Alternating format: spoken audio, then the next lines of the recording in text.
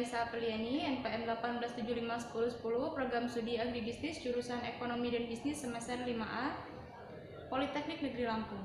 Pada kesempatan kali ini saya akan menjelaskan dan memberikan materi penyuluhan tentang strategi pengendalian alih fungsi lahan di Desa Negeri Ulangan Jaya, Kecamatan Negeri Katon, Kabupaten Pesawaran. Nah, untuk luas lahan pertanian sendiri di sini luas lahan secara keseluruhannya di sini ada 117.377 hektar dengan luas sawah di sini ada 15.465 hektar dan juga luas lahan kebun atau peladangan di sini sebesar 101.912 hektar. Nah, langsung saja kita masuk ke pembahasannya. Di sini setelah kita mengenal latar belakang tentang Desa Negeri Ulangan Jaya, di sini lahannya yang saya tahu di sini cukup luas untuk lahan sawah maupun lahan ladangnya gitu. Tapi timbul permasalahan alih fungsi lahan. Nah, mengapa terjadi alih fungsi lahan tersebut? Nah, mungkin alih fungsi lahan tersebut terjadi karena tidak adanya komunikasi antara pemerintah dengan masyarakat sekitar, terutama petani. Kurangnya komunikasi tentang penggunaan lahan gitu. Padahal untuk penggunaan lahan sendiri ini sangat menguntungkan petani, karena dengan lahan yang seluas itu tentu dapat membantu para petani dalam mengolah pertaniannya seperti menanam sayuran, bahan pokok seperti padi, jagung, serta singkong maupun buah-buahan. Tentu itu sangat bagus apabila lahan tersebut diolah para petani dan juga bisa mendapatkan nilai tambah tersendiri, tentunya juga bisa membantu perekonomian para petani. Tapi di sini yang terjadi adalah alih fungsi lahan, di mana lahan tersebut digunakan untuk proses pembangunan.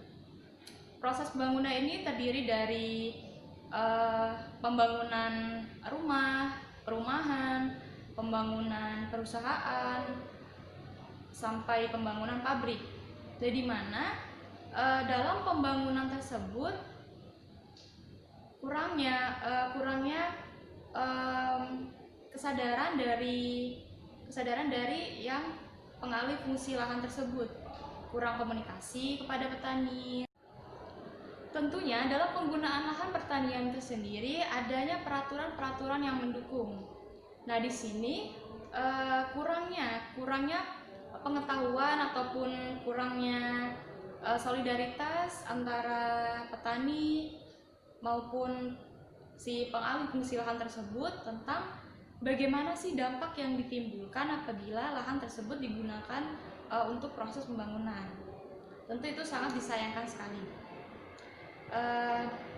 Kemudian setelah terjadinya alih fungsi lahan tersebut, apa sih yang ditimbulkan gitu? Apa dampak yang terjadi kepada para petani? Nah, tentunya dampak yang ditimbulkan itu ada, yang pertama di situ seharusnya lahan tersebut bisa menjadi resapan air, bisa menjadi penanggulangan terjadinya aliran air yang mana nantinya akan dialirkan ke lahan tersebut, karena lahan tersebut pun cukup luas. Diinginkannya seperti itu. Nah, ternyata terjadilah alih fungsi lahan ini yang tidak bisa membantu penyerapan air karena dibangun perumahan, dibangun gedung-gedung bertingkat dan lainnya. Kemudian terjadi juga adanya pencemaran udara dan lingkungan. Di sini pencemaran udara karena perusahaan, tentunya perusahaan yaitu seperti pabrik itu tentunya mempunyai limbah, dan limbah tersebut mengganggu masyarakat sekitar, terutama para petani. Nah, dari permasalahan-permasalahan yang terjadi, akibat-akibat yang ditimbulkan, tentunya saya di sini mengajak para bapak-bapak serta ibu-ibu sekalian, para petani yang ada di desa ini untuk mari kita sama-sama mempertahankan lahan yang sudah ada, mempertahankan lahan yang seharusnya memang itu menjadi prioritas petani. Karena apa? Tentunya petani itu kan sangat penting. Pertanian itu kan sangat penting, apalagi untuk menunjang kebutuhan pokok para masyarakat Indonesia tentunya. Kan tetapi di sini petani hanya berharap kecil untuk mendapatkan lahan tersebut. Untuk itu marilah kita sama-sama untuk para bapak-bapak serta ibu-ibu, serta kita juga harus menerapkan apa yang seharusnya kami tujukan kepada mereka, yaitu seperti kami bisa membuat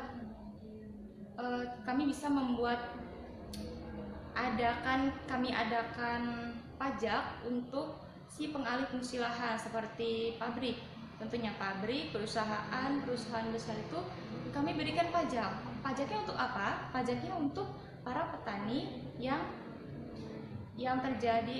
para petani yang menerima dampaknya, agar untuk menjaga kualitas lahan serta untuk mempertahankan dan membantu perekonomian para petani juga. Tentunya di sini adanya juga biaya ganti rugi. Diadakannya biaya ganti rugi untuk apa?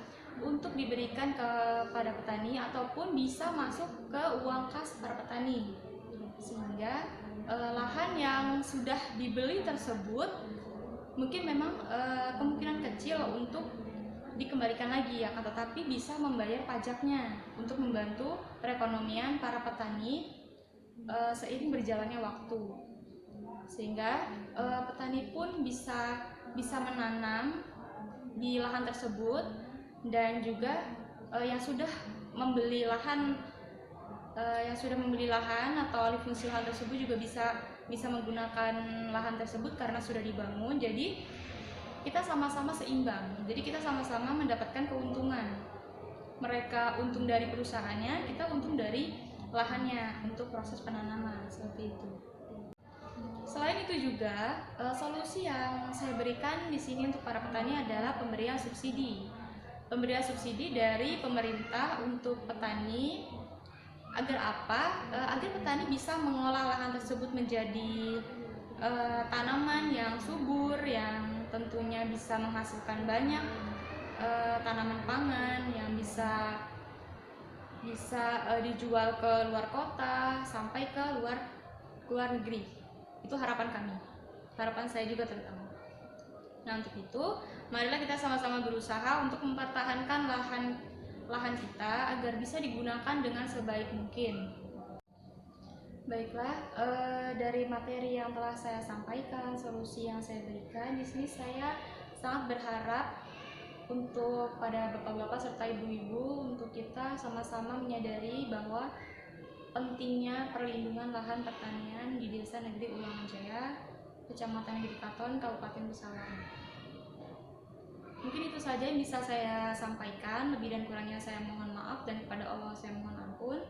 Saya akhiri, wabillahi taufiq wa hidayah. Wassalamualaikum warahmatullahi wabarakatuh. Peace.